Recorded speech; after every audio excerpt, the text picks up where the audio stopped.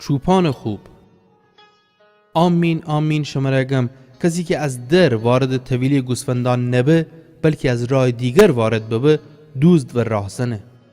اما اونی که از در وارد به چوپان گوسفندانه.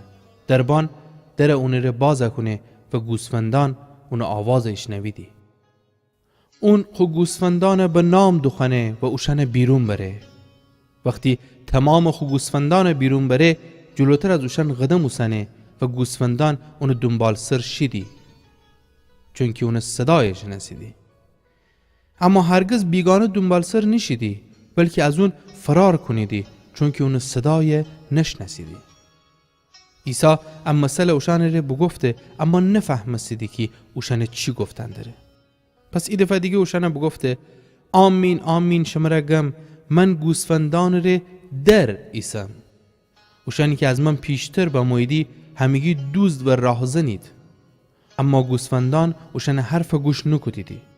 من در ایسم، هر کی از می راه وارد ببه نجات پیدا کنه و آزادانه بدرون ایه و بیرون شه و چراگاه پیدا کنه. دوز نیه مگر اینکه دزدی بکنه و بکشه و نابوده کنه.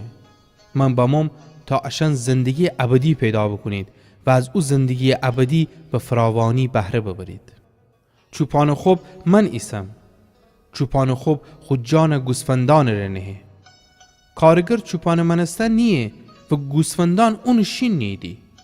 هر وقت بدون گرگ اموندره گوسفندان ول کنه و فرار کنه و گرگ گوسفندان حمله کنه و اوشن پراکنده کنه. کارگر فرار کنه چرگی کارگر و به فکر گوسفندان نیه. چوپان خوب من ایسم. من می گوسفندان شناسم و می گوسفندان مرا شناسیدی. و تو که پیر مرا شناسه منم پیر شناسم. من می جان گوسفندان رنهم. گوسفندان دیگریم درم که از طویله نیدی. اوشن باید باورم و اوشن می صدای گوش کنیدی. اون وقت ایتا گله بیدی با ایتا چوپان. پیر هنوستی مرا دوست داره که من می جان نهم تا اونا پس فگیرم. هیچ کس اون از من فنگیره بلکه من به میل خودم اونا فدم. اختیارش دارم که فدم و اختیارش دارم که اونا پس فگیرم. حکم از می پیر فگیفتم. به دلیل حرفان ای دفعه دیگه یهودیانی میان اختلاف تکفته. خیلی ازشان بگفتیدی اون دیوبازه و دیوانیه، چرا اون حرفانا گوش کنیدی؟ اما دیگران بگفتیدی اشان ایت دیوبازی حرفان نیه.